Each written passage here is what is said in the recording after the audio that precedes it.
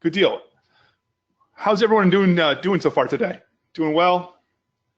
By the way, we set up a Discord server. Redsiege.com. Redsiege.com/Discord. If you want to jump in the Discord server, we got a bunch of people. It is brand spanking new, so we're just kicking the tires on this thing. So if you want to join us over there for chat, questioning, hanging out, whatever, feel free to do so. It's a little empty at this point because, like I said, it's brand new. We've got a number of you coming in. And feel free to ask questions either inside of the GoToMeeting, or we can use Discord for that. I've got both of them open at the same time.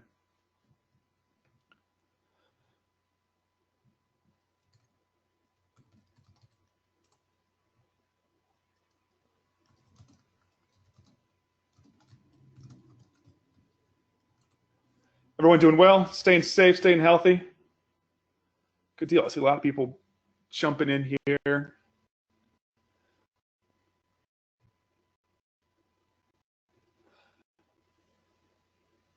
Out of curiosity here, who's my blue team people? Who's my blue team people? Who are my red team folks? I got a question here. Where is the bourbon?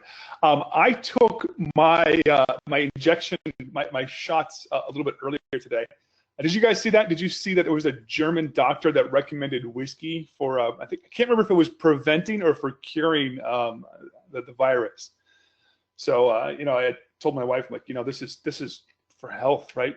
For science, got to do that, right? So blue team, we got a couple of blue teams. That's all I see is blue everywhere.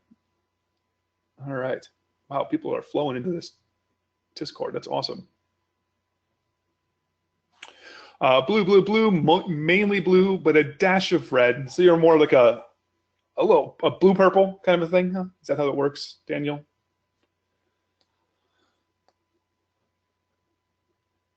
We just, like I said, we just recently set up the Discord server. I'm really liking this interface versus Slack. The voice thing's actually really, really cool.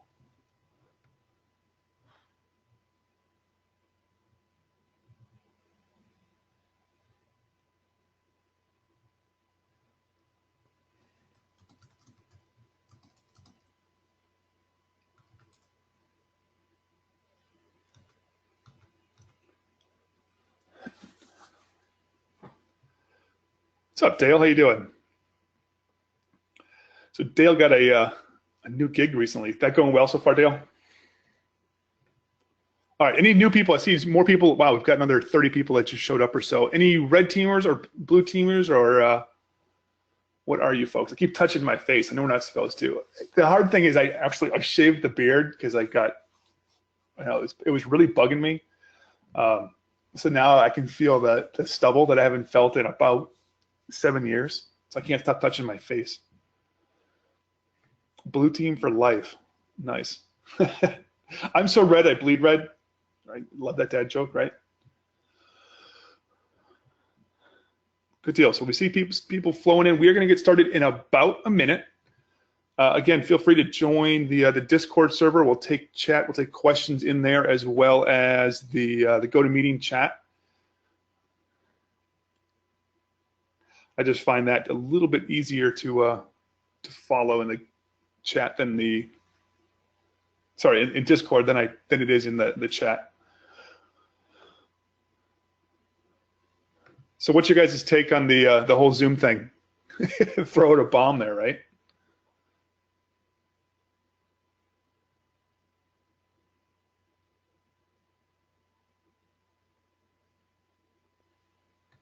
Where is Discord? Discord is redsiege.com/Discord. I created a short link because retyping stuff is a little bit hard. So it should be pasted in the chat, is it not? I don't trust it. No, I wouldn't trust it either. Oh, sorry. Chris is talking about Zoom. Yeah, the whole Zoom thing's interesting because it's, you know, the hard thing is everyone jumped to Zoom, so everyone's picking on Zoom, but if everyone jumped to Teams, would they have the same problems? I sort of think probably. I don't know. It's a really interesting discussion, a risk decision type thing, right? All right, so let's get started. We are at half past, so let me hand it back to Jessica real quick to get us rolling, and then we will continue on. Again, if you've got questions, either chuck them up in the Discord or the chat here. Go ahead, Jessica. Thank you, Tim. Hello, everyone, and welcome to today's SANS webcast, Dirty Defense Done Dirt Cheap. Make your life easier by making mine harder. My name is Jessica Gallus of SANS, and I will be moderating today's webcast. Today's featured speaker is Tim Medin, Principal Consultant at Red Siege and SANS Principal Instructor. If during the webcast you have any questions for Tim, please enter them into the questions window located on the GoToWebinar interface at any time. Please note that this webcast is being recorded, and a copy of the slides and recording of this webcast will be available for viewing later today and can be found on the SANS registration page. And with that, I'd like to hand the webcast over to Tim.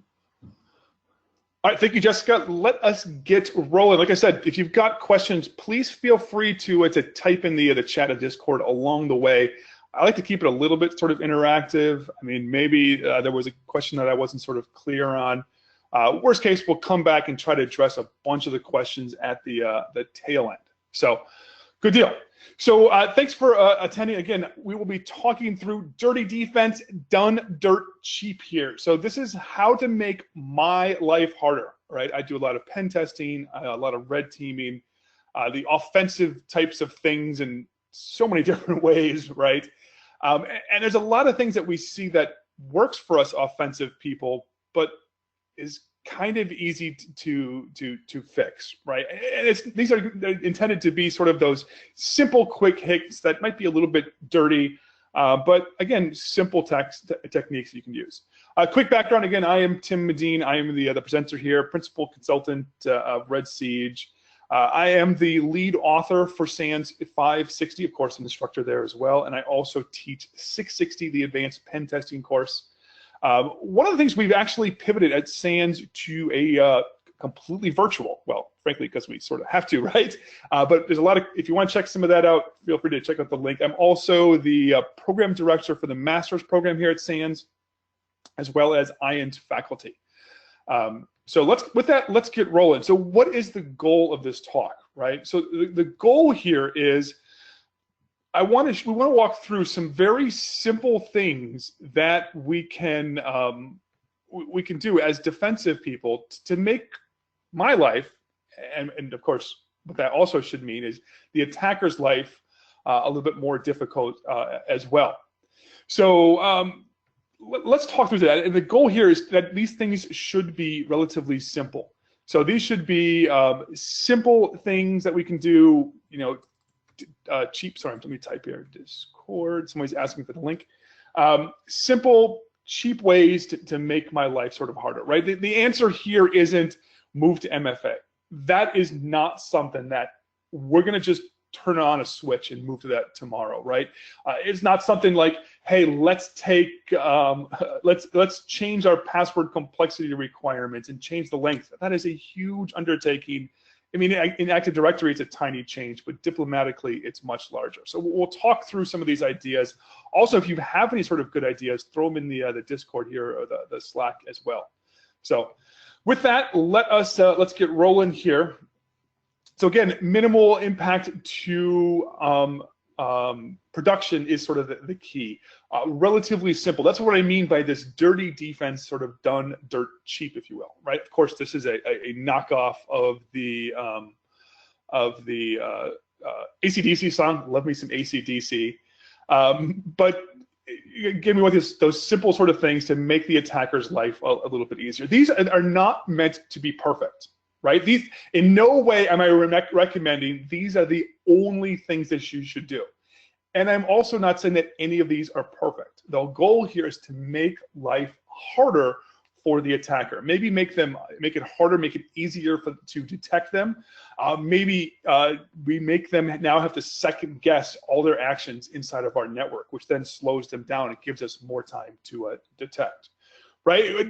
Ideas, this does not include turning off all of the computers or dropping all of the packets or setting the building on fire or saying, screw it, I'm moving to sales, right? That's not what we mean here by some of these sort of dirty tricks here, right? So, and I put this up here because I had asked some friends of mine for some ideas, and they gave me, hey, just turn off all the computers. I'm like, well, thanks, jerks. And they're like, oh yeah, set the building on fire. And then it's got into this whole discussion on how best to set the building on. It went south fast.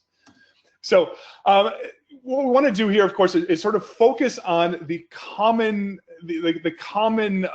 attack scenario here. What are the attackers doing, right? How is the attacker going to move? How are they going to find the data, exfiltrate? What is the attacker going to be looking for? How are they going to escalate, right?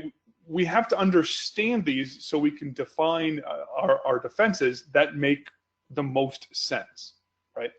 Our defense here doesn't exist in a vacuum. And we see that sometimes when we do pen testing and red teaming, that we'll make recommendations like, oh yeah, well, what about this? And you're like, well, I mean, I get it, but that's not a real world attack, right? So it can be a little bit tough, right? So let's talk through some of the basic attack strategy. It looks like the vast majority of you are blue team. If you've got any red teamers here, a couple of shout outs. I see Bradley Markham is a green and gold fan, just like my background here. You can see my giant Packers. No red, I don't think so far. All right, cool. So the basic attack strategy right now, this is super simplified, right? Is we need to get the initial access as the attacker, right? We get some sort of persistence and escalate, find the data, and of course, get the data out of the organization.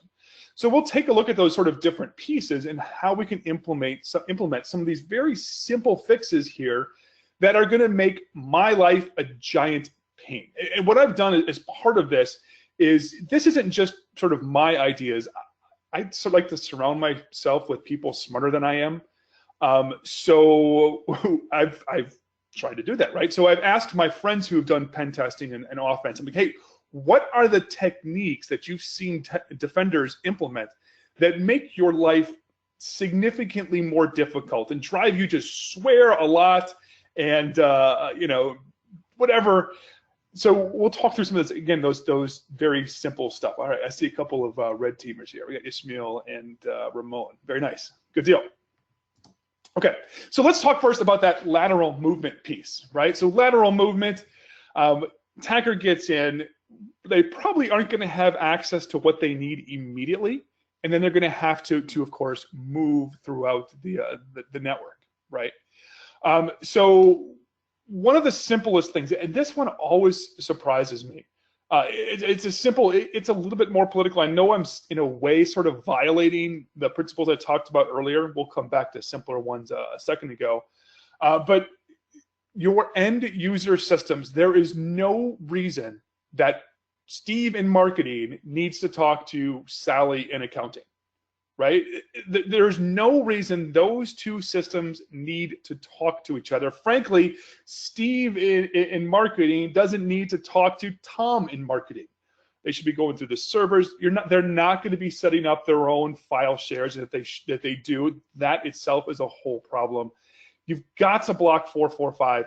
The simple one here, and this is why I think it's sort of the done dirt cheap. The easy one is there's no reason that end user should be talking to sort of another end user, right? And you can add a firewall exception and say, okay, from IT, we're going to allow it. That should be relatively straightforward. And unless you've got some sort of a really screwed up process, which is a whole different issue, this should have sort of no issues at all. And that's sort of the level one, right? Relatively simple to implement, wide-ranging impact. Of course, level two then is you would restrict some of that into the server networks, right? And that's just segmentation 101. Now, the other half, there's sort of two pieces here, right? We've got our prevention, but also we have our detection, right? So if we can prevent them from talking to each other, cool. But I would also like to note, if there is something inside my network, let's say there's a worm, maybe there's an actual live attacker in my network, I would like to do some alerting, right? So when Steve in marketing talks to Sally or Susan in I forget what name I used before, in accounting, we have an alert and we can follow up, right? Bad guys are inside of our network for months before we detect it. Ideally, we shrink that window down so much. Brian H. is saying SMB is so convenient. Sort of related to that, actually, I'll come back to that story in a little bit. Another dead simple one, disable LLMNR and WPAD. So I can't even say it, LLMNR, it's an old school way for name resolution. So my system sort of gets lonely. I take my computer to the coffee shop and it's like, hey guys, anybody know where my servers are? Hey, I'm looking for my servers. Anybody know them? And they just start asking like, hey guys, I'm lonely. Can you help me out? Can you help me find this? And so they'll of course ask the network. Now me on your network, my system, my server is always the friendliest system on your network. All right, it's always a friendly system on your network. If you ask for a server, I will happily tell you where the server is, right? I will happily tell you, oh, I have this file for you, right? So get rid of this thing. It's very, very legacy, this NBNS.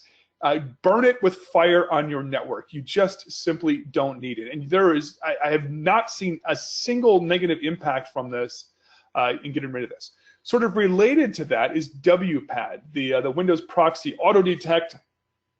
So we connect to the network and it's going to look for proxy settings. Now I, of course, as the attacker would happily give you proxy settings, but now of course your web traffic is now going through me, right? So kill this with fire as well, right? And there's a number of GPO settings we've got sort of related to that. If you set up your WPAD DNS entry, you're going to win instead of the bad guy. Okay, plenty of other things we can do. So we like to focus in security so much on protection, right? Let's keep the bad guy out. That's only half of the story, right? What happens now when the bad guy gets in? Our defenses are not going to be 100%. They're just not, right? We're going to have to assume. One of the things I'm actually reading a book called The Black Swan. There was another book, I forget the name of it too, but sort of the thing is, what happens if we assume something is going to fail, right? Like, we've got these cool, awesome defenses to keep the bad guys out, but now what happens? Let's assume that fails. Let's assume that they get in. Now what? So what I want to do is I want to poison. I want to leave things around my organization so that when the bad guy is in, they can't resist touching it. They can't resist looking at these things, accessing these, and of course now it gives me a way to detect, right? Now the key here is make some of these look juicy, right? Make them look interesting so you just can't resist as an attacker, at least taking a shot at it. There are some of these techniques that I've seen here that are, if you look at it and you know what you're doing, and you're like, you know what, that's definitely a honey pot or whatever it might be, and I'm going to skip that. So make it juicy, right? So what are some of these, a few of these things? So the first up, of course, I'm a giant into it, to Kerberoast and well, Kerberoasting because it's my jam a couple years ago. But a really useful one when an attacker gets into your network, and frankly, some of the malware does this too, as well, is they're going to look for Kerberoast tickets, right? So I jump on the network as the attacker or whatever the threat actor might be, whether it's a real person or some sort of worm virus, whatever the heck you want to call it, right? It's going to access, try to get these these tickets. Now, the important thing here, the sort of summary of Kerberoasting is when I request a ticket for a service, that service ticket is encrypted using the password hash of the remote service. So if I, as the attacker, right, if I, as the malicious software here, can grab this ticket, I now have a way to crack passwords, right? It's essentially, it's password material. So what we want to do is let's poison that, right? That you can't turn this off. This is a feature of Windows. Kerberos is good authentication, so let's poison it. What we can do here is we can create additional service accounts, right? So let's create some of these. So what we need to first do is create a service account. Now, sort of assuming that the attacker is going to be attacking this. So of course, make it a really good password. Now what we need to do is we need to map this account now to a service. So you could make up a server, create a server, then burn it, call it like the SQL server. People love databases. Why? Because all of the sensitive data is inside that database. If I'm the attacker and I want credit card information, guess where it is, right? It's going to be in the database. Or let's say you've got intellectual property, maybe you've got a file share, something relevant to your industry that is going to make this interesting to an attacker. Sort of a bonus, now people are going to be a little bit worried about this, but to make it extra juicy, what if you put it in domain admins or another privileged group here, right? There's a product on the market, I don't want to name and shame, but they create these honey tokens, but it's really obvious if you look at it that's a honey token. And you can learn really quickly to stay away from those. If you're creating these yourself, right, you're creating the account, you set up the SPN, and it's in that group, it's gonna be really hard for an attacker to say, you know what, I want this. Now what you're gonna do is if anybody requests a ticket for this account, you alert on that, right? So nobody should be requesting this. There is no reason anybody should be asking for this service account, the service ticket, because there's no real service behind it, right? There's no business reason for it. So you set it up, you look for the event ID 4769, match for that account name, and now you've got a good way to say, hey, look, someone or something is in my organization and something bad is going on. The great thing is with this will take you a couple of minutes at most, right? You create an account, you create an SPN, and you're done, and you just let it sit. And then you set up the alert, and you're good to go. And because it has no tie to a real server, there is exactly zero production impact, which is even better, right? Another fun one is a honey GPP. So GPP is the group policy preferences. What we could do is we could use group policy to set passwords on our servers and our workstations. Now, we learned that, well, we actually eventually Microsoft exposed the encryption key, but what we're able to do is look at group policy, and any user can decrypt that group policy password. And now, of course, because it's often the local administrator password, use that to start accessing a wide range of systems. So of course, my first suggestion is remove the real ones from your organizations, but then also poison it, right? If an attacker is looking for these group policy preferences, why not just create your own, right? Put a bogus password in here. So create an account, set password A, that's really long, but then in GPP, use a different password. And now monitor access to this account. And when the attacker attempts to use this account, even once, because if we set our lockout threshold to 1, now we've locked that account, we can follow up and say, hey, something is going on here. Let's dig into this. Let's figure out where the bad guy is, right? So another one of these lovely sort of honey things. And again, simple. This is nothing. There's nothing here that you're using on your network that is going to be using this. There is no production impact. You just put the poison out there and wait for someone to step in it. A great thing here now, Mike Saunders on my team wrote a tool and a blog post about doing this. In fact, so we've got the links here if you want to go to the blog post. The tool here is GPP Deception. So github.com/hardwaterhacker GPP Deception. Hardwater hacker, I didn't know what that meant at first. That is hardwater hacker. Hardwater is apparently ice for like ice fishing. I didn't know that. I grew up in the north, still didn't know that. But anyways, Mike's awesome. So great technique from him. Another great one that I like, this I got from Dave Fletcher over at Black Hills. he was doing a test, and what they did is they set their service accounts to only log into specific settings. So if you go to the account and you go to the logon to, and then you specify specific servers, that service account can only work on that system. You also disable interactive login, denied access to that account over the network. And when I was talking to Dave, they said this particular client, they had the clear text password for it. They just couldn't do anything with it.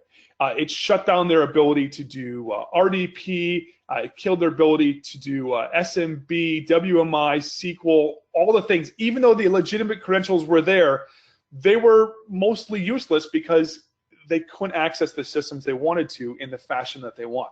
I thought that was relatively genius and frankly very painful. He said they were very frustrated when they ran into that particular one. So again, you're locking it down. It already has access to that system. Relatively simple to set up. You might want to test it in a window just in case you're a maintenance window. So you just in case so you don't mess anything up, but should be pretty straightforward, right? Now, of course, the attacker is going to be on your network, right? And they're going to need to look for that sensitive data.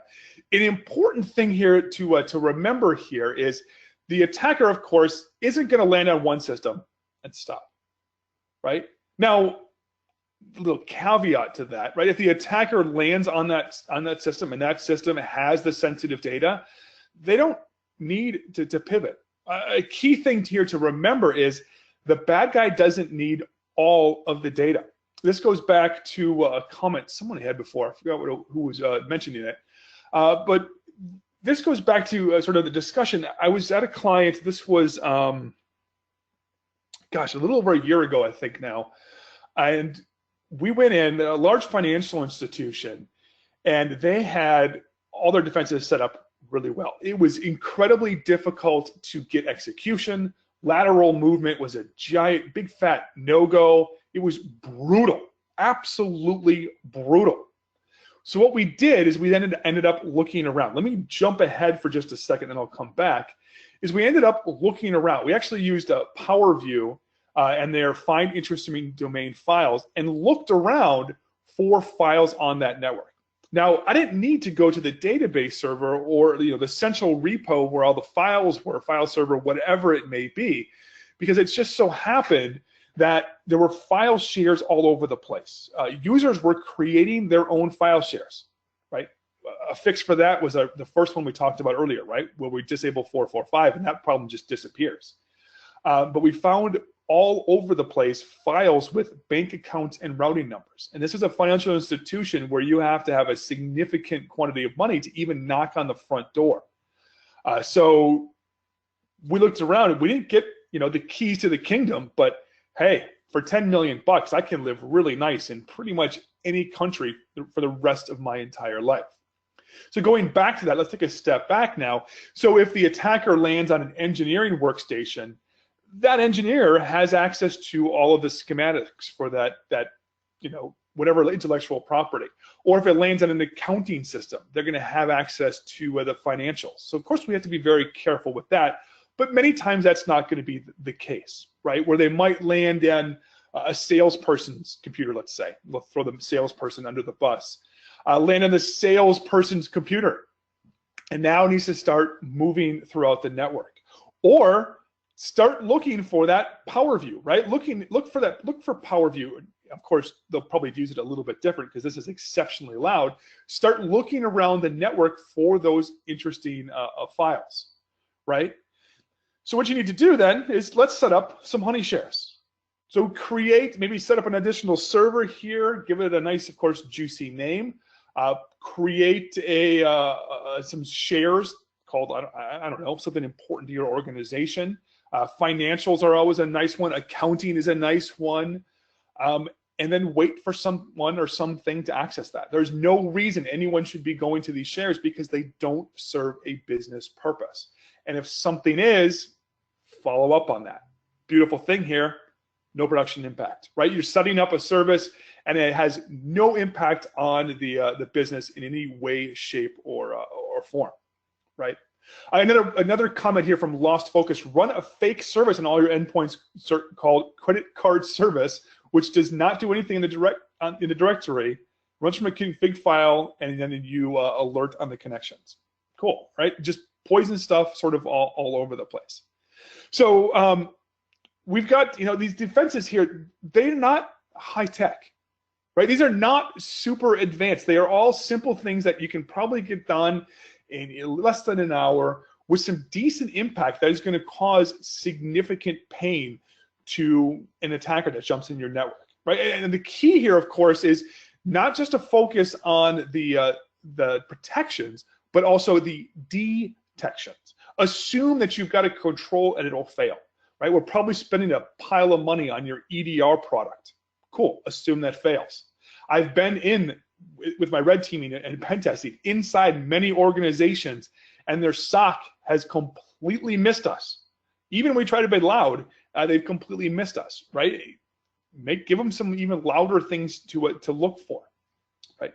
So with that, any questions or comments? I don't see a lot of questions here. Oh shoot, you know what? I was thinking, I had to be on this call at 2, so I was thinking the webcast ended at 3. So in my head, I'm like mentally pacing, and I just realized that I went a little bit faster. Sorry. But I think we got through all the content. I got addressed everything I wanted to. Any questions? So Jessica is posting, you can find your CEUs, continuing education units. I don't know what that means. I forget. For the webcast by logging into your SANS portal account. So feel free to check that out if you need your CEUs. I don't see any other questions. Any other questions or comments out there? Like I said, the slides are going to be available. This is all going to be recorded and up. If you end up having questions later, feel free, again, hit us up in the Discord channel, redsiege.com/Discord. We'll send you to the Discord server. Come on there and chat and hang out. If you've got questions later, feel free to chuck those in there as well. Slides are up. The recording will be up. I will post a link. Actually, I'll probably just redirect the redsiege.com/dirty to point to the recording afterwards. That was the registration link. I'll point that over there. SANS, of course, will have a link for you as well. All right. I don't see any other questions here. Am I missing any, Jessica? Jessica, do you have any sort of final closing thoughts or comments? I do actually see some questions coming in. It might just be a little lag. Oh, I didn't scroll down. You're right. Wow, there it is. The slide with WPAS. What if you recommend setting a DHC scope for that too? Yeah, you can actually kill that as well. There's plenty of different ways to kill that. Any Q and D recommendations for Mac? I don't know what do you mean? Come back to me, David. Give me a little bit more there. I'm blanking at the moment. Love to have links. So most of those should be easily readable. Again, the slides are going to be up at redsiege.com/slides. SANS will also be posting those as well, and I'm sure you'll get an email afterwards.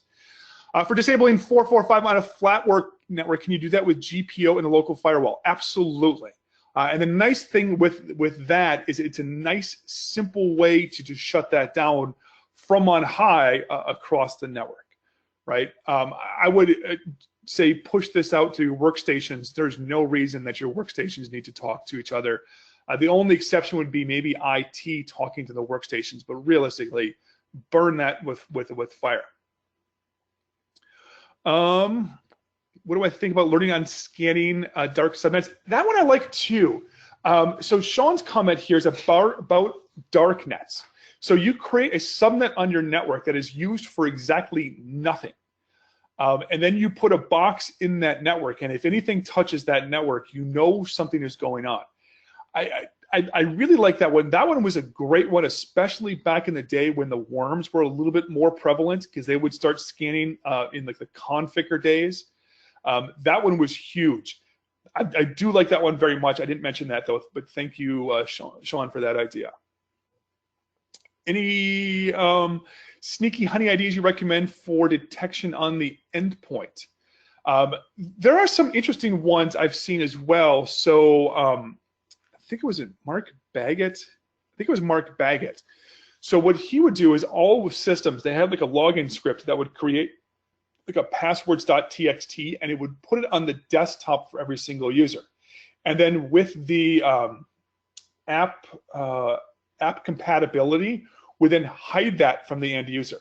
So users would never see that in the user interface, but if you're using something from the command line, then you would. So an attacker might grab that. I thought that was an interesting thing to do there. Any techniques for protecting Active Directory? That is a long discussion. In fact, I had a webcast about that maybe, I don't know, shoot, maybe 6 months ago. I can get you a link there. Hit me up on Twitter or the Discord or something, and I'll get that over to you. Oh, David Rooney, Q&D, quick and dirty, of course. Any quick and dirty recommendations for Macs? Honestly, no, I don't. I have to think about that. Let me talk to some of my friends and see if that's maybe interesting enough for another webcast or maybe a blog post. Okay. I think that is all of the questions. Oh, here we go. Honey domain admin account question. Don't give it any group access. Log in once and then set the login time. Block forever. How would I monitor when that account is accessed or attempted access? The key here is you've got to make that account look juicy, right? If it's you know, locked out or disabled login, you can see that. And I don't want, what you want is somebody to attempt to hit this. So make sure it's got a long password and make sure nobody is using it, right? The last login time is telltale of a Honey user.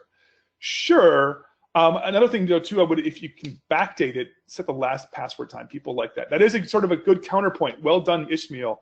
The last login time is critical for a Honey user if it's never sort of logged in. If I remember correctly, like service accounts won't update that. So if we map it back that way, correct me if I'm wrong, Ishmael. Cool. Any ideas on identifying ransomware early? I think it's going to go back to some of those lateral movement shutdown, if we can kill some of those. Yeah, Ismail said he's not sure on the service account. My understanding, and I don't like to be wrong, and now I'm recorded, so I hate saying things where I might be wrong on a recording. Let's see if I can quickly Google this.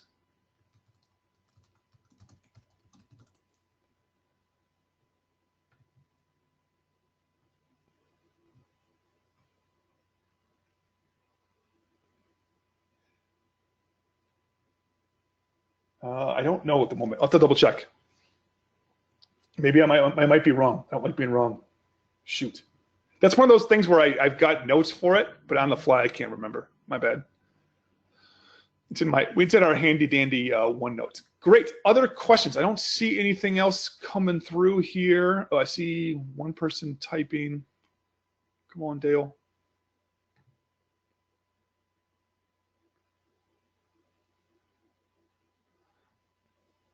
All right, Jessica, I think I'm going to hand it over to you. I'll handle.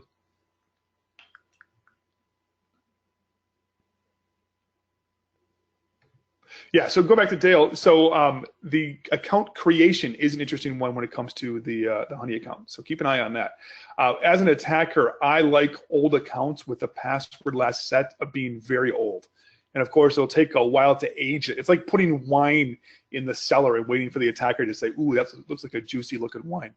Okay, with that, I am going to hand this over to Jessica to wrap up. All right. Thank you to our speaker, Tim, for that great presentation, which helps brings this content to the SANS community. To our audience, we greatly appreciate you listening in. For a schedule of all upcoming and archived SANS webcasts, including this one, please visit sans.org/webcast. Until next time, take care, and we hope to have you back again for the next SANS webcast.